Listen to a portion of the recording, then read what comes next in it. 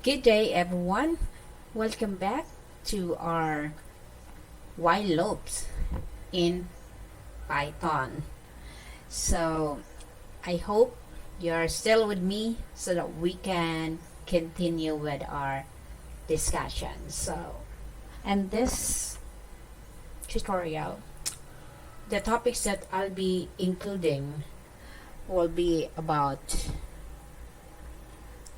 solving a problem wherein you have to convert it using a pseudocode, and we will try to create a flowchart based on the pseudocode that you have created, and then after that we will create a program using the Python based on the pseudocode and flowchart that you have created. So let's get started. Okay, now what would be the problem that we're going to solve this time? Okay, let's say the problem is about you will ask the user to enter a name, and then it will display the name entered by the user until the user enters n, meaning continuously it will ask for the user to enter a name.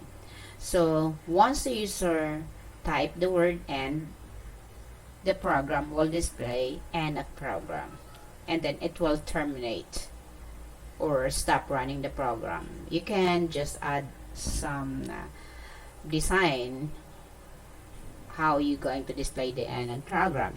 Example of the output is like this: enter your name. So let's say I enter Kevin.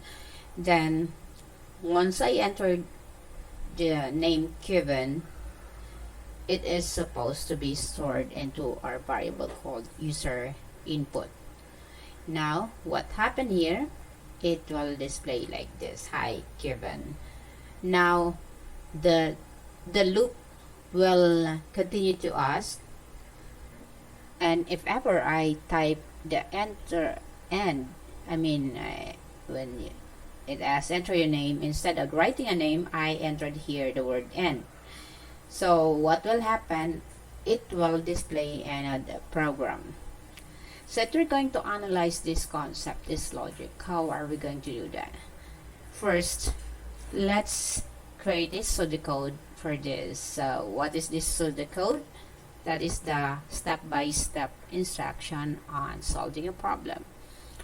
Okay, first step, of course, since it says here enter your name, and then we're going to ask the user to enter their name and store it to the user's input in a variable called user input.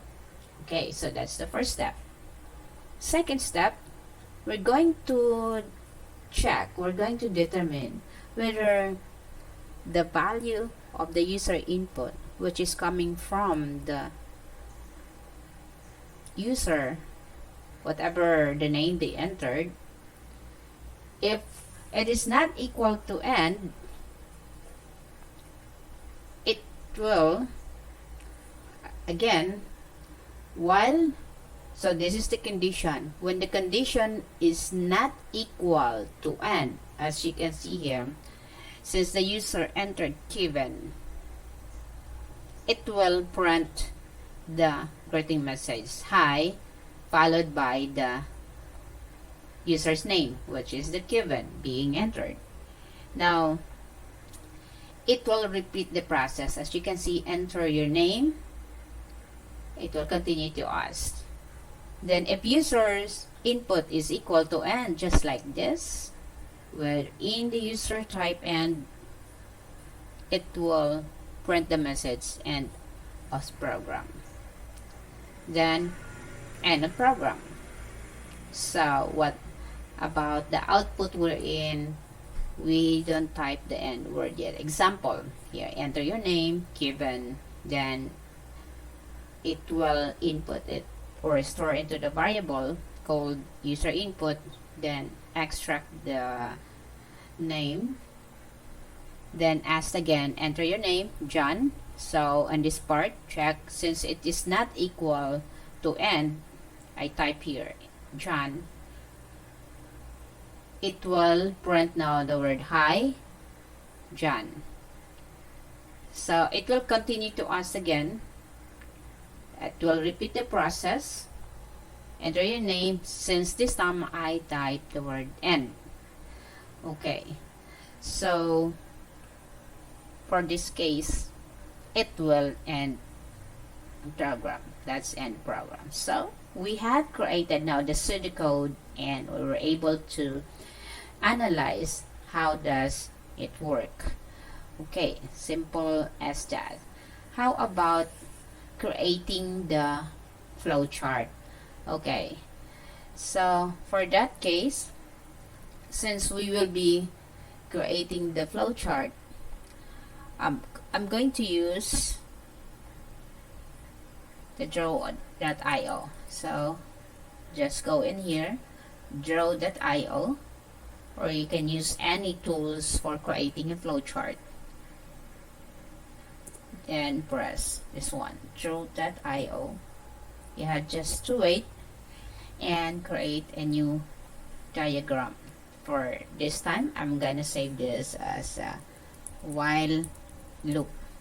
Okay, then create a blank option, then create. Now I think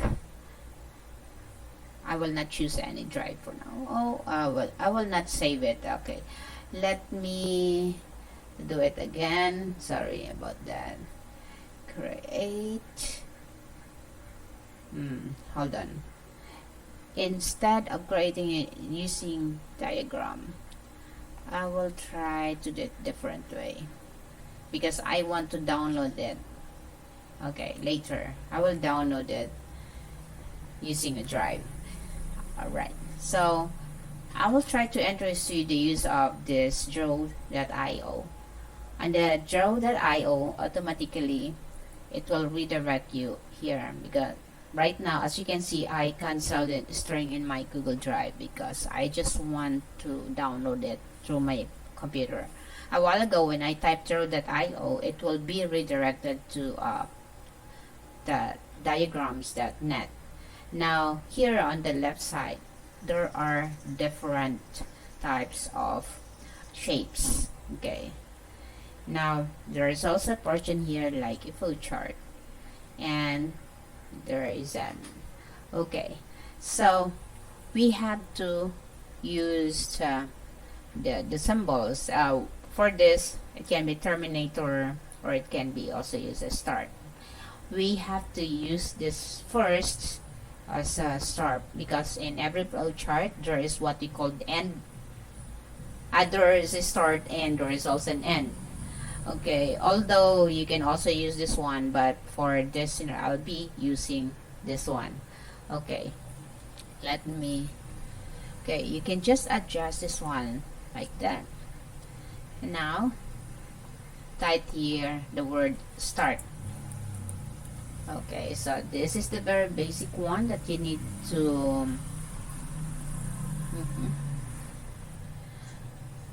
okay, now we will try to look into our what you call this one, pseudocode.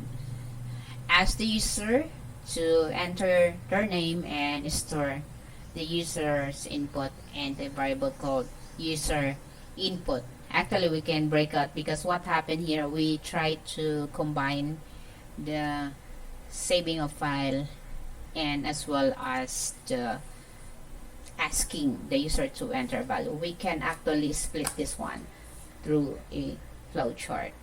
Okay, now going back to our flowchart, start.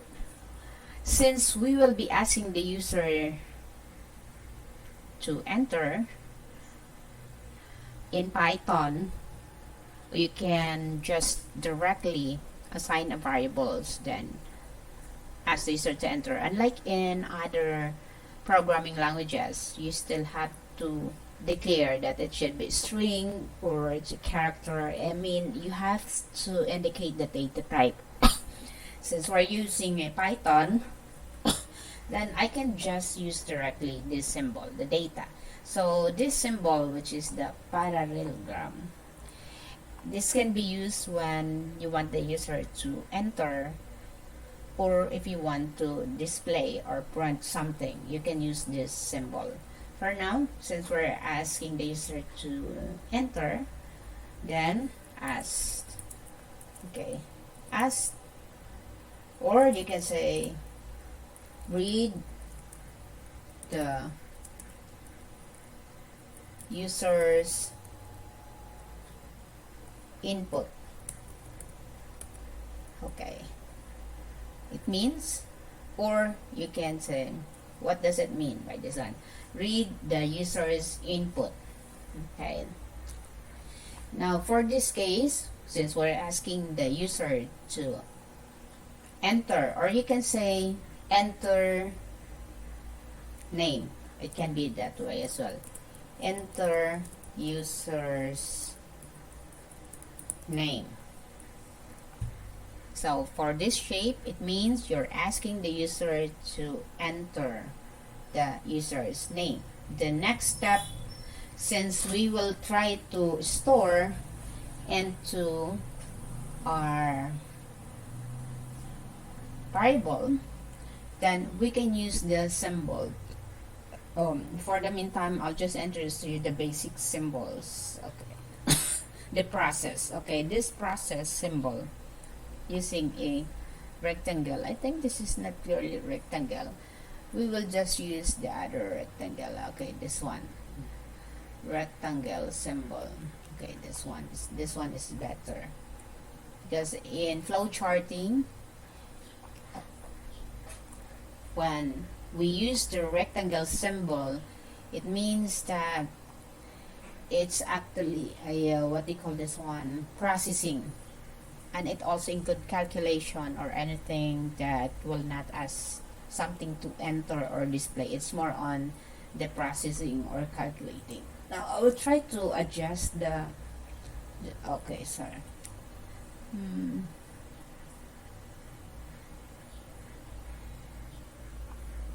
Okay, I'll just adjust it later. For now, let's finish with this one, and we will add here a store. Based on our example here, it says to store the user's input in a variable called user input. Okay, let's go back then. Store user's name to user input. Okay, so that's our variable. Okay, store user's name to user input. It means the user input here is the variable. Okay, it's the variable user input. Okay, now going back here, let me zoom in so you can see it. Start, enter user's name. Since we are asking the user to enter, that's why we are using this symbol for any entry. Now next thing that we're going to do is we will try to store. Okay, store user's name to user input. Okay, this is just a very basic flowchart for now. Anyway, I can introduce to you later the advanced flowchart. Okay, let's continue. Now, after storing the name, we will try to connect. How can we connect the arrow? Okay, so using a draw oil, once you hover your mouse on top of this shape, all you need to do is just click on this one. Automatically the arrow will be created. So same process with here. Hover your mouse and then click this arrow. But although you can also create your own arrow by just selecting here and manually doing that one. It can be possible, something like this, like that. You can also do that way. Okay, that's okay as well. But sometimes I just use the automatic one. Okay, now this time we will need to determine, going back to our PowerPoint. Check while user input is not equal to end. Okay, since it requires an answer, either is it true or false or yes or no. For that case, it requires a decision symbol. Okay, it requires a decision symbol. Now what we're going to do, go back here, there is a shape. Okay, this one, decision. Okay, we're going to select this option.